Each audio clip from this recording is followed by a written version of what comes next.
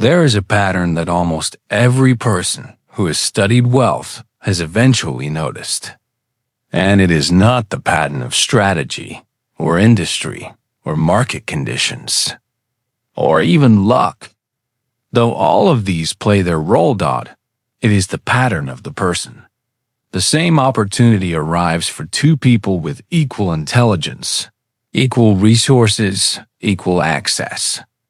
One of them moves through it and comes out on the other side in a fundamentally different financial position than they entered. The other moves through the same opportunity and arrives somewhere remarkably similar to where they started. The difference is not the opportunity. The difference is what each person brought to it. Not what they knew, not what they planned, what they believed, at the deepest, most unconscious, most fundamental level, about themselves and about what financial abundance holds for someone like them. Alfred Adler, working in Vienna in the early 20th century, long before the language of manifestation or the law of attraction had entered. The popular conversation discovered something about this pattern that has not been surpassed in a century of subsequent psychology. He discovered that money, like every other significant external outcome in a person's life, is not primarily attracted by what you do. It is attracted or repelled by who you are at the level of your unconscious self-concept, not who you think you are, not the identity you present to the world. The identity your deepest psychology has decided is most fundamentally true. The lifestyle, the fictional final goal, the specific, largely invisible sense of what the world holds for someone of your particular kind. This is not mysticism. It is not the law of attraction in any supernatural sense. It is precise, rigorous, clinically grounded depth psychology applied to the specific domain of financial reality, and what it reveals about the psychology of money, why some people seem to attract it naturally and others seem to repel it with equal consistency, why strategies and information and genuine effort so often fail to produce the financial results they should. Why the person who has everything it should take to create abundance keeps finding themselves in the same financial position is more actionable than anything the financial self-help industry has produced, because the financial self-help industry works at the level of behavior. Adler works at the level of identity. And identity, as he demonstrated across 4 decades of clinical work, is where the real game is being played. Today, I want to take you through Adler's complete psychology of financial attraction, the specific mechanism through which your unconscious self-concept is currently either attracting or blocking the financial abundance you are working toward. The 5 most common psychological blocks, the specific identity patterns that prevent money from flowing toward people who are doing everything right at the strategic level, and the Adlerian method for changing the identity that changes the result. Stay with this. What follows is the deepest and most practically useful psychology of money you have ever encountered.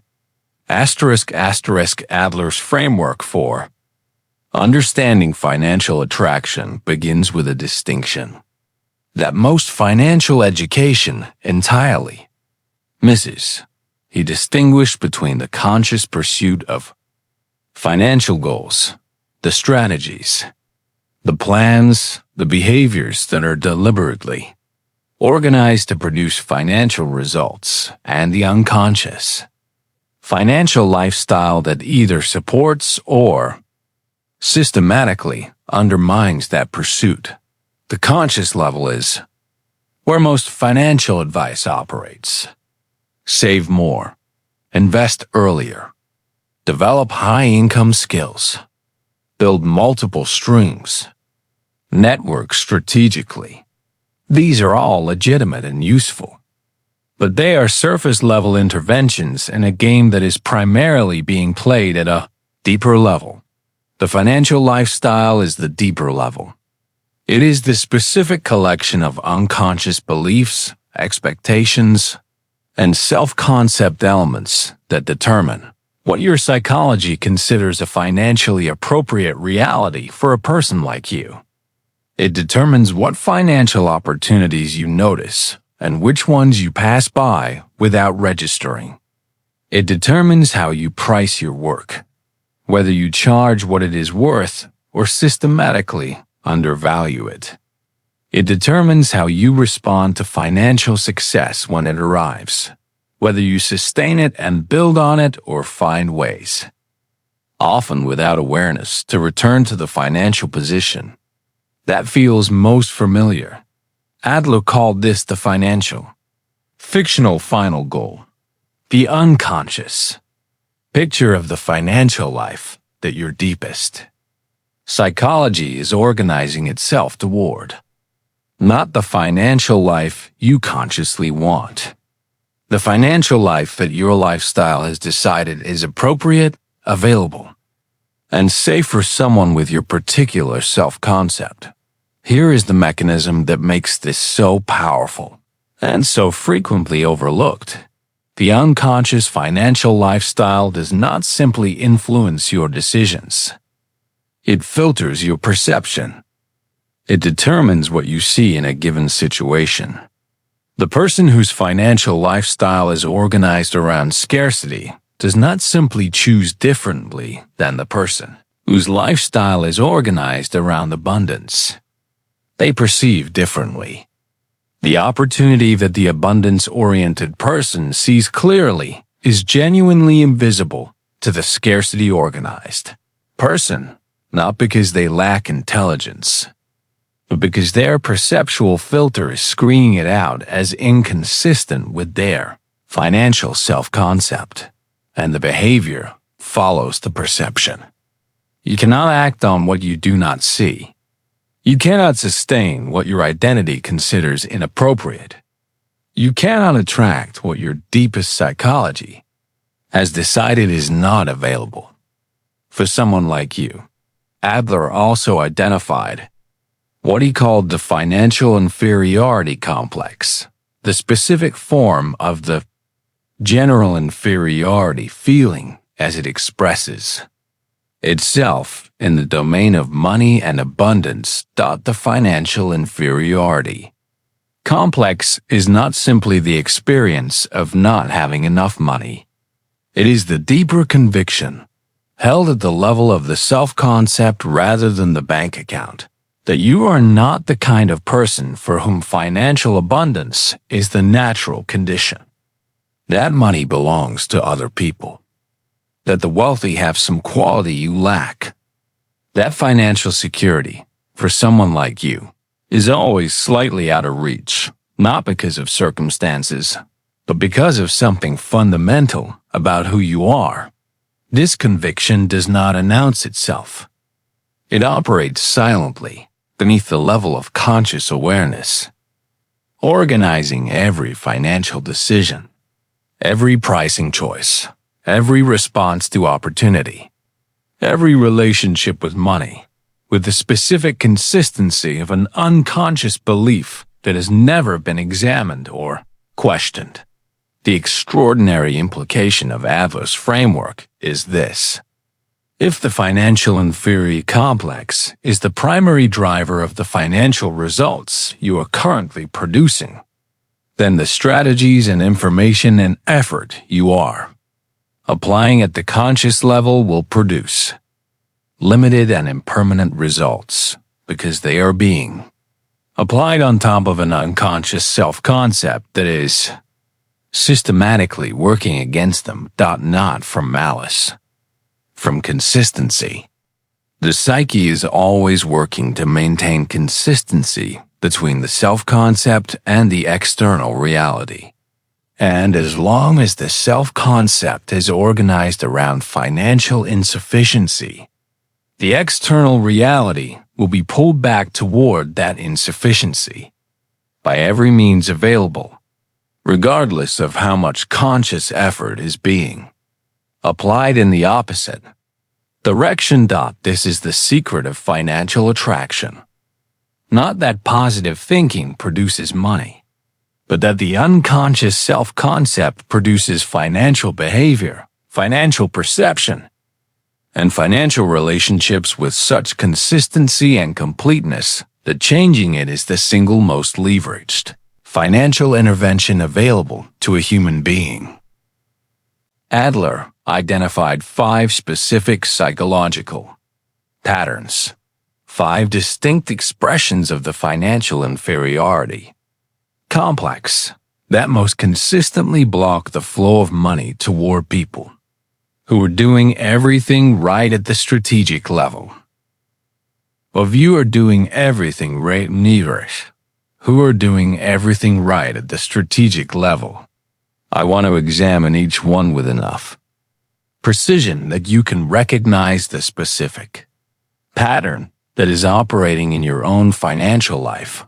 The first and most pervasive block is what Adler would have called the worthiness expression of the financial inferiority complex, the specific psychological condition of the person who consistently undercharges for their work, underestimates the value of their contribution, and accepts financial arrangements that are systematically below what they are worth. This pattern is not modesty. It is not humility. It is the unconscious financial lifestyle, expressing the specific self-concept of someone who has decided, usually long before they had any conscious input into the decision, that their contribution does not command the value that is genuinely worthy. Contribution commands. The person with the worthiness deficit does not negotiate. They accept the first offer. They discount before being asked. They apologize for their pricing before presenting it. They work harder and charge less than their peers.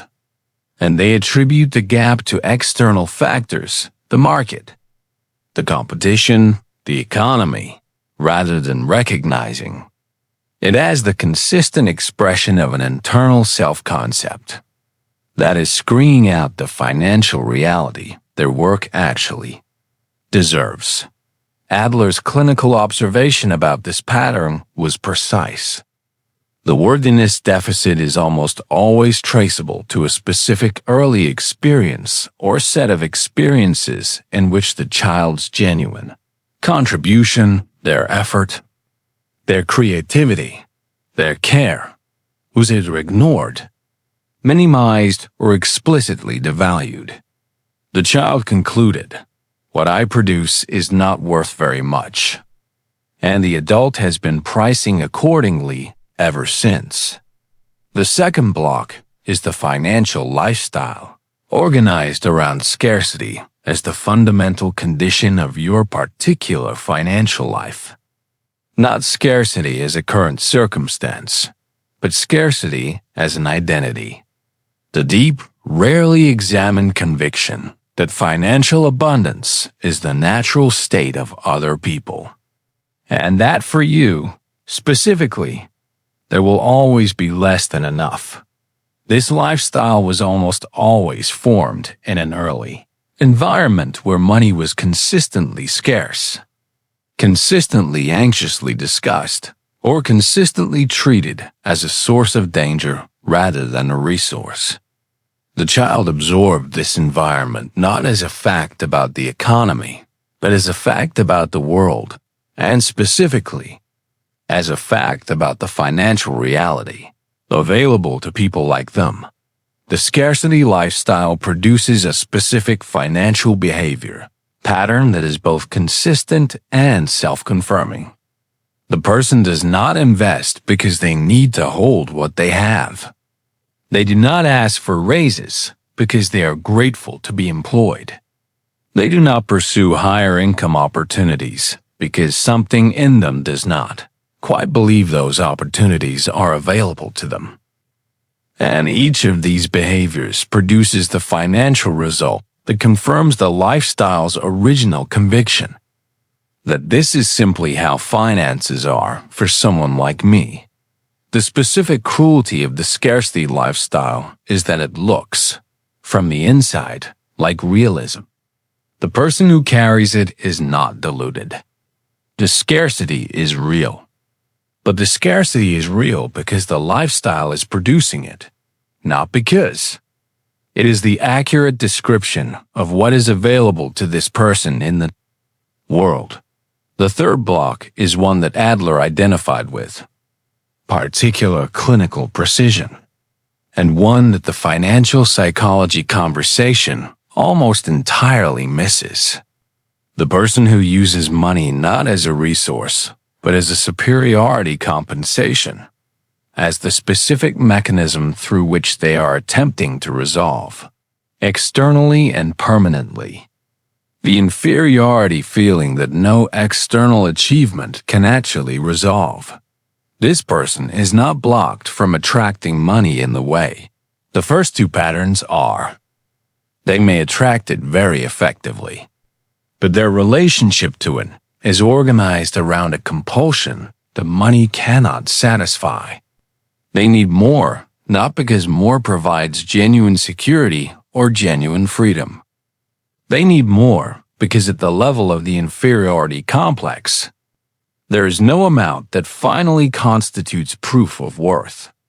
Adler observed that the person using money as superiority compensation is in a permanent financial race with no finish line, because the finish line, the point at which the inferiority feeling is finally resolved and the striving can rest, does not exist. The inferiority complex is not a financial problem. It is a self-concept problem, and no amount of external financial achievement can resolve a self-concept problem, any more than changing the view from a window resolves a problem with the room. The specific cost of this pattern is not financial failure. It is the specific suffering of perpetual financial striving that never arrives at genuine satisfaction. The person who has more than enough and still cannot stop the anxious accumulation, still cannot experience the specific quality of enoughness that genuine financial security should provide. The fourth block is perhaps the most psychologically sophisticated and the least discussed.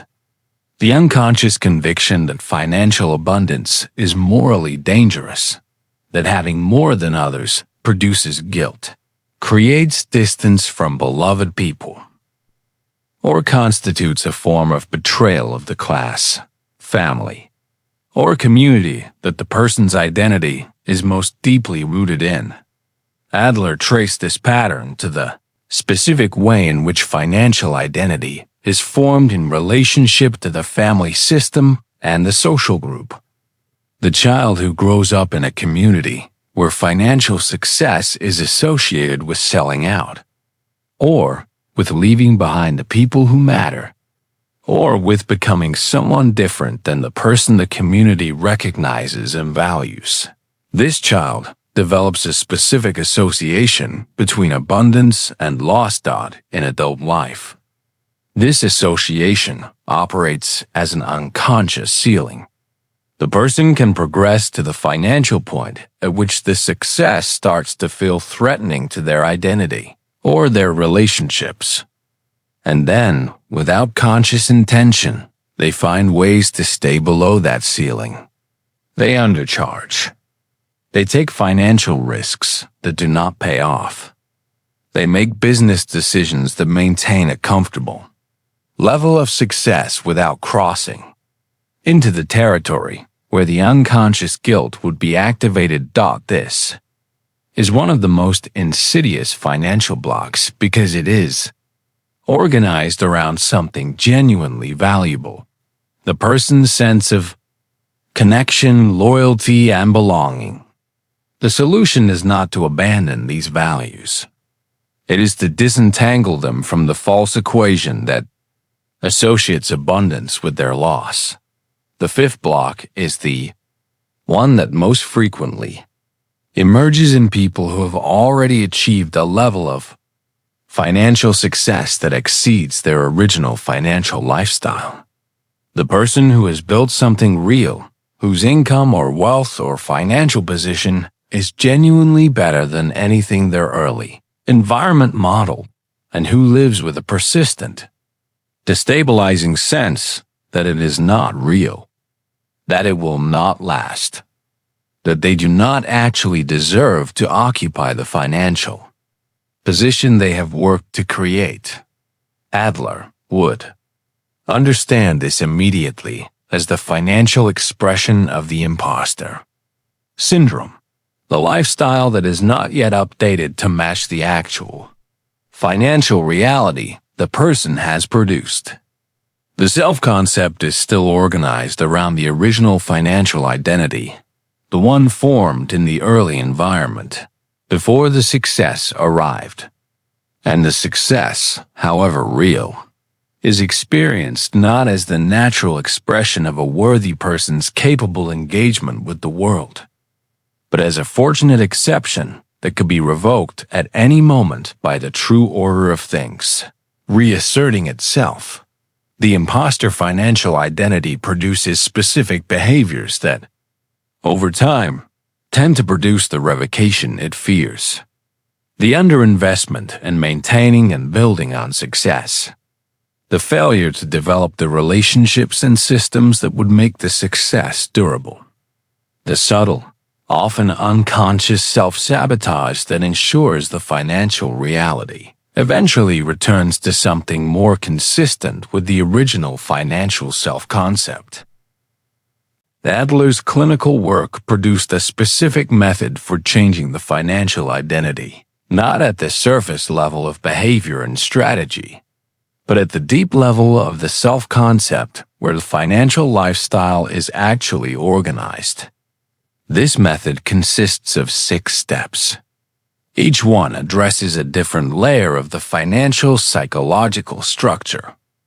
And together, they produce the specific interior shift that makes financial attraction not a strategy, but a natural expression of who you have become. The first step is the most uncomfortable and the most essential. The completely honest examination of your current financial lifestyle.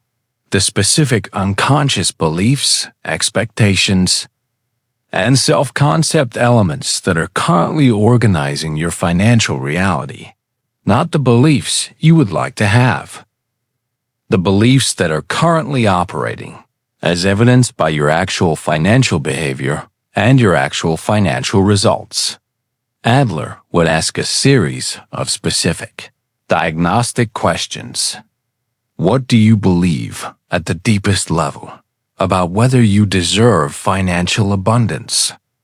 When you imagine yourself genuinely wealthy, not just comfortable, but genuinely, freely wealthy, what is the first emotion that arises? Is it excitement? Or is it something more complicated? Guilt, anxiety, disbelief, the specific quality of something that doesn't quite fit. How do you price your work? Not how you think you should price it, how you actually price it, and what happens in your body when you consider charging more. Do you discount before being asked? Do you apologize for your rates? Do you find reasons why this particular client deserves a lower price? What is your earliest memory of money? What was the emotional atmosphere around finances in your household? What did abundance mean in the environment where your financial identity was formed? What did the people around you believe about who gets to be financially free and who does not? The answers to these questions are the map of your current financial lifestyle. They are the specific territory that the Adlerian method is designed to revise. The second step is the identification of the specific fictional final goal that your financial psychology is currently organized around. Not the goal you consciously articulate, the income target, the net worth figure, the financial milestone you are working toward. The unconscious goal, the specific financial reality that your deepest psychology has decided is the appropriate endpoint for. Someone like you can identify this goal, not by asking yourself what you want. That question accesses the conscious level.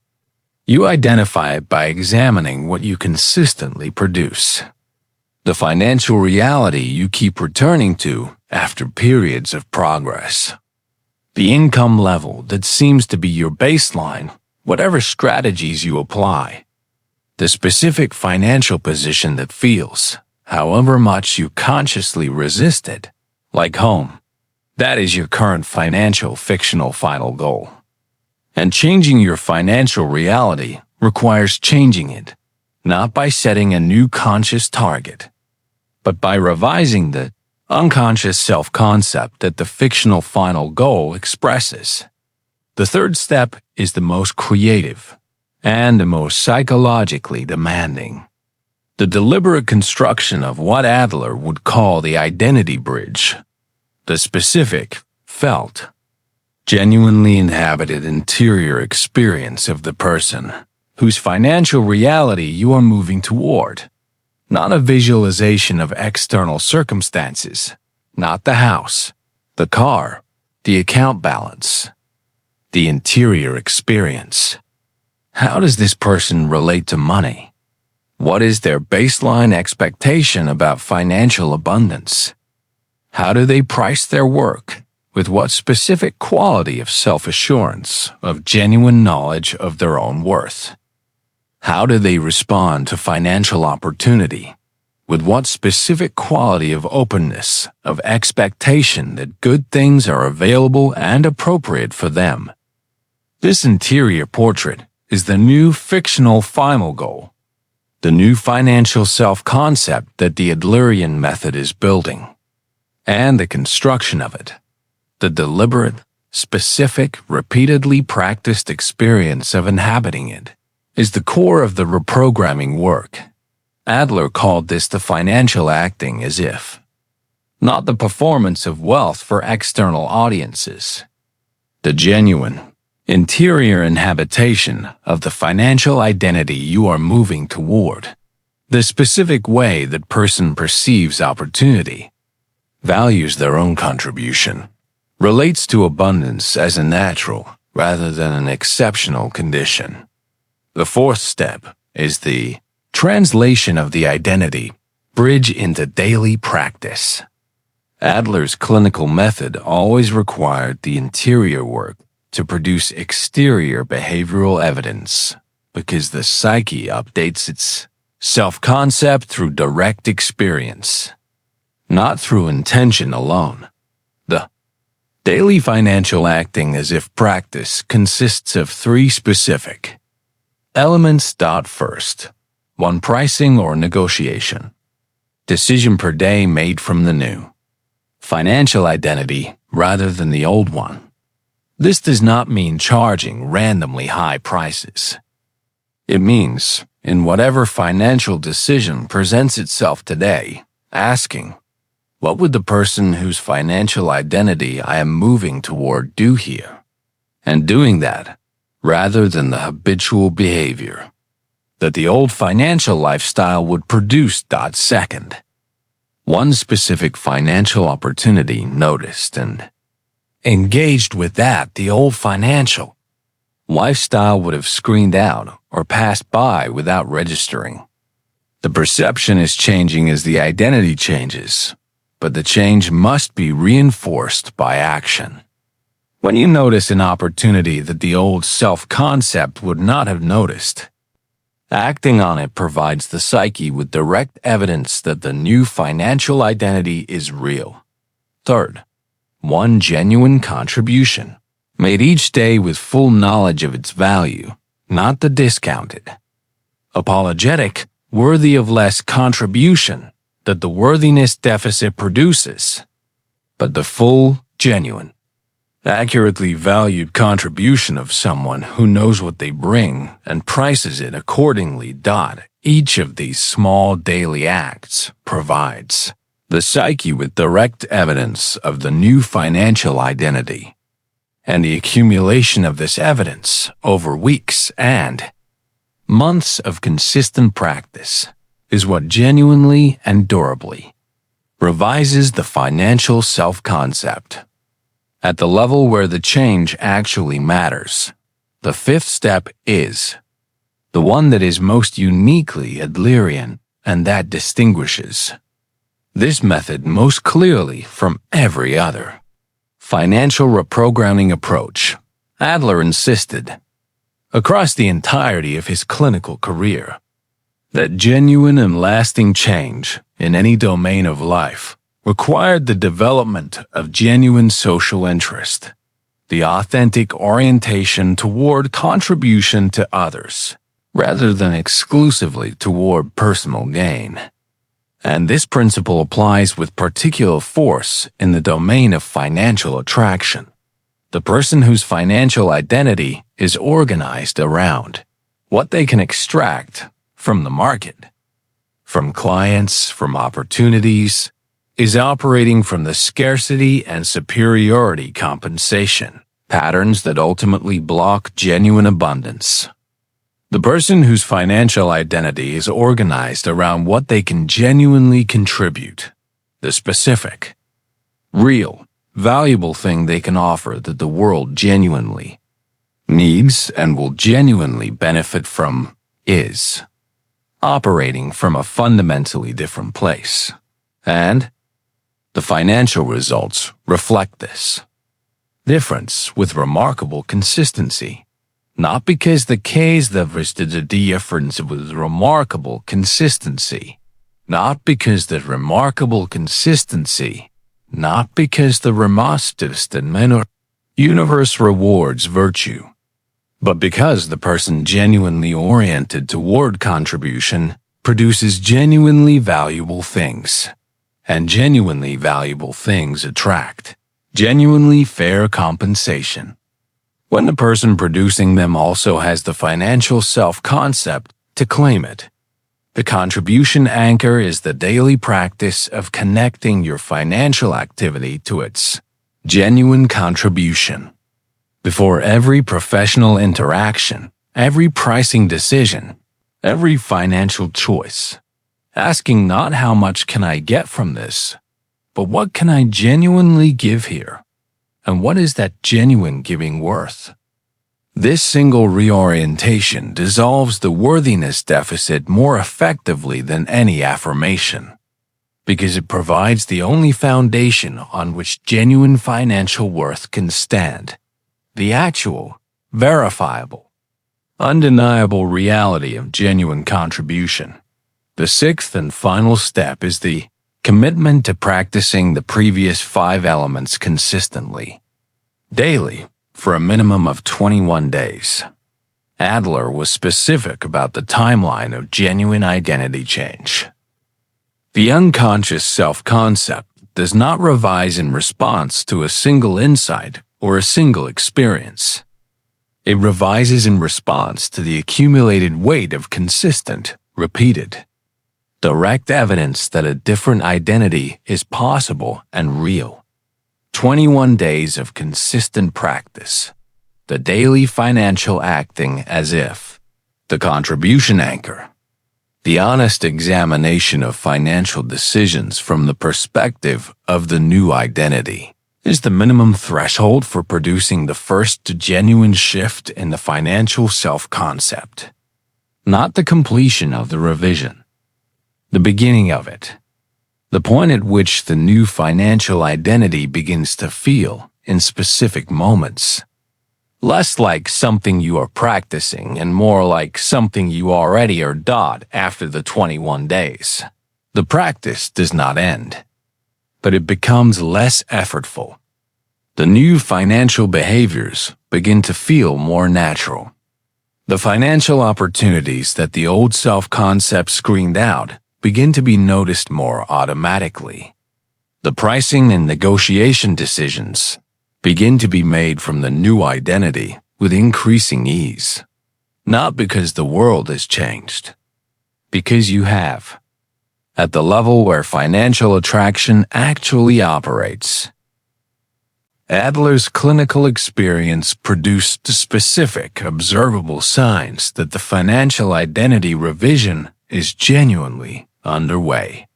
These signs are not primarily external.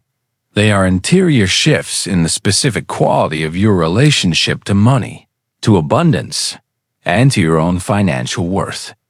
The perceptual filter is changing. Opportunities that the old financial lifestyle screened out as not available for someone like you begin to register.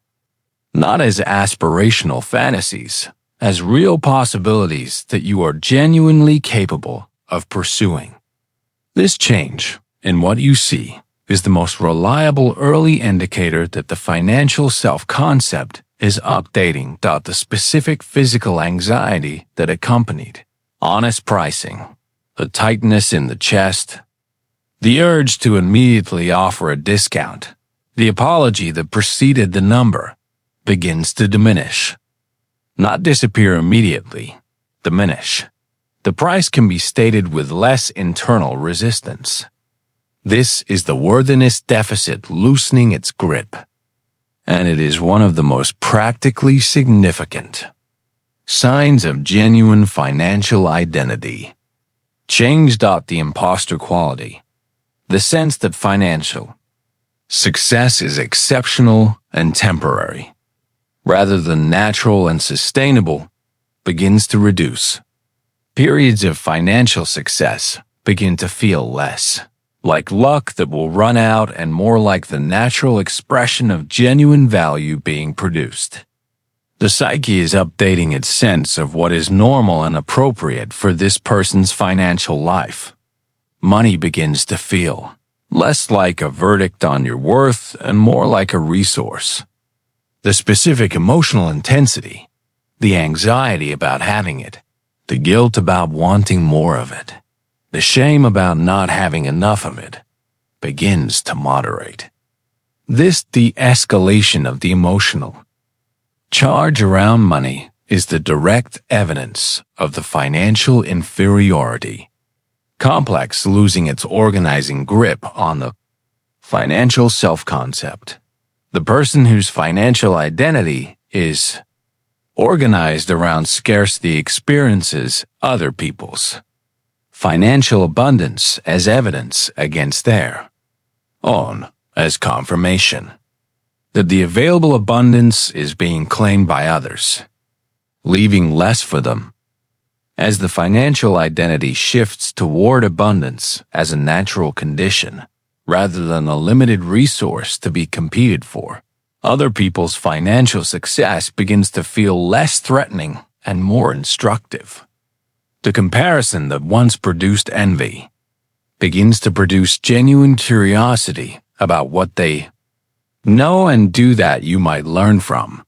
This shift from comparison as threat to comparison as information is one of the most practically useful expressions of the financial identity revision, because the person who is genuinely curious about how others have achieved financial abundance is the person most likely to discover and apply what they need to achieve it themselves. Alfred Adler believed something about human potential that was radical in his time and remains radical today. That the limits of your external reality are not set by your circumstances, your intelligence, or your access to resources and opportunity. They are set by your self-concept, by the specific, largely unconscious sense of what the world holds for someone like you, by the fictional final goal that your deepest psychology is organizing itself toward, by the financial lifestyle that was formed long before you had any say in its formation, and the extraordinary, liberating implication of this belief backed by 4 decades of clinical evidence, is that what was formed can be revised. That the financial identity that is currently producing your financial results is not fixed. It is not fate. It is psychology. And psychology, when understood and deliberately engaged with, can change.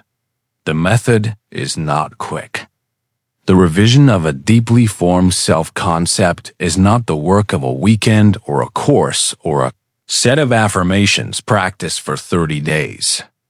It is genuine interior work, the kind that requires honesty about what is actually operating beneath the strategic surface of your financial life, and the kind of daily practice that gives the psyche the direct evidence it needs to update its most fundamental convictions. But it is available to every person whose financial results have been consistently below what their intelligence, their effort, and their genuine capability should be producing. The gap between those results and what is actually possible is not a gap of strategy. It is a gap of identity. And identity is exactly where the Adlerian method works. Leave the number 888 in the comments. In the Adlerian framework, 888 represents the moment of genuine release, the specific interior shift when the financial self-concept begins to update. When abundance begins to feel like a natural condition rather than someone else's reality. When the fictional final goal that was limiting your financial life begins to be replaced by one that is genuinely, expansively your own. If today's exploration has produced a recognition, if you have identified in these pages the specific psychological pattern that has been organizing your financial life beneath the level of your conscious strategy, leave 888 here. Begin the 21 days. Let this community witness where you are starting. Subscribe to Alfred Adler philosophy, because the work of understanding your own psychology deeply enough to direct your financial reality, not through strategy alone, but through the genuine revision of the identity that financial attraction actually serves, is not a single video's work. It is the most important work you can do, and you deserve a companion for all of it.